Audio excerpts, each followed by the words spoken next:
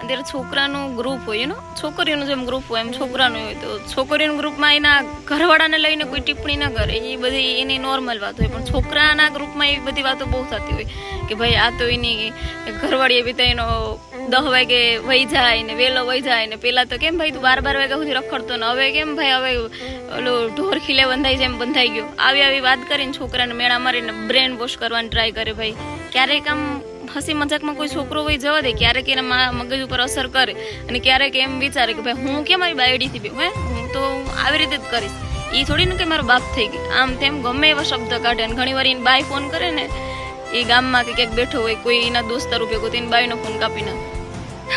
ભાઈ તું જે દી હાવ માંદો ખાટલે પડ્યો હોય ને તે તારો દોસ્તારું નહીં આવે, તે તારી બાય ને તારી માં ને તારા ઘરના જ હોય તારી બાજુમાં. એટલે પછી ઘણી વાર ને એ તો તમારી પર પડીએ ને માથે પડીએ ને તેથી બધું પછી મોડું થઈ જાય ને પછી તમારી પાસે આગળ પાછળ કોઈ નહીં હોય.